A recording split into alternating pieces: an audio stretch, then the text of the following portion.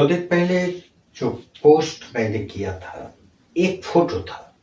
उस फोटो में दिखाया गया था कि एक आदमी एक गाय को खींच रहा है और गाय उसके विपरीत ऑपोजिट डायरेक्शन में एक फोर्स लगाते हुए उस आदमी की तरफ नहीं जा रही है।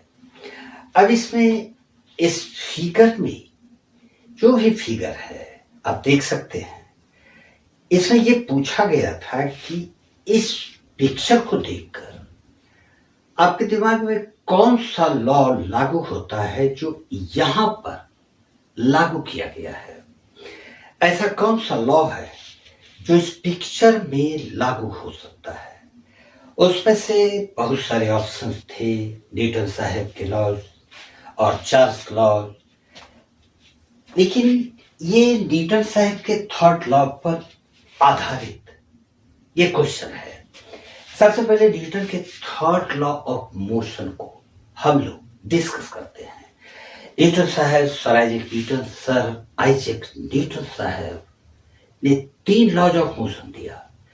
पहला दूसरा पर डिस्कस नहीं करेंगे क्योंकि ये क्वेश्चन से रिलेटेड नहीं है।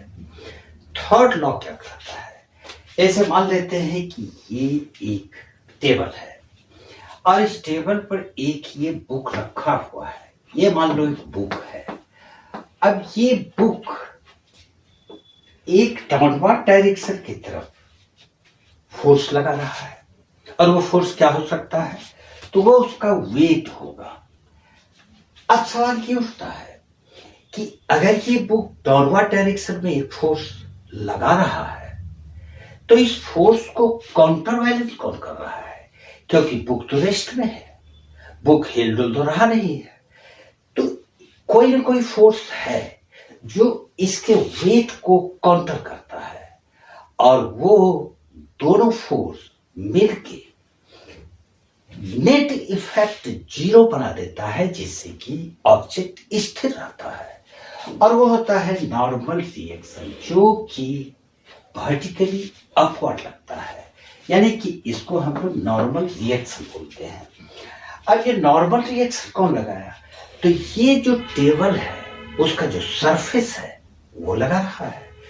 यानी कि W और N इस केस में बराबर हो जाएगा, जिससे कि ये बुक टेबल पर स्थिर रहेगा। अब इसी बात को उस फिगर में अप्लाई करो, तो अगर हम उस आदमी के द्वारा अप्लाई किए हुए फोर्स को F मान लेते हैं कि वो आदमी F फोर्स लगाया, force applied by the pen, लेकिन वो गाय भी तो फोर्स लगा रही है, तो वो फोर्स F1 मान लेते हैं वो फोर्स F1 है।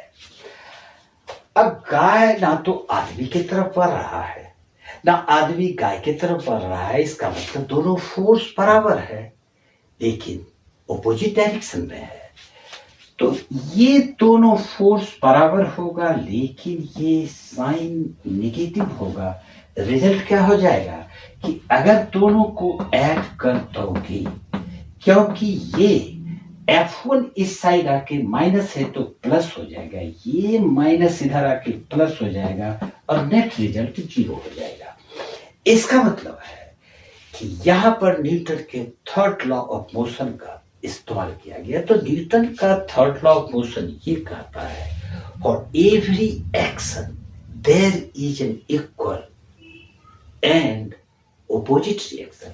अब यहां पर बुक और टेबल की बात अगर करोगे तो अगर तुम इसको पॉजिटिव मान लेते हो तो ये डेफिनेटली नेगेटिव होगा, और जब W को पॉजिटिव मानोगे N नेगेटिव होगा, तो दोनों को ऐड करोगे तो ये नेट रिजल्ट तो 0 देगा। इस प्रकार से मुझे उम्मीद है कि इस पिक्चर का एक्सप्लेनेशन आपके समझ में आ गया।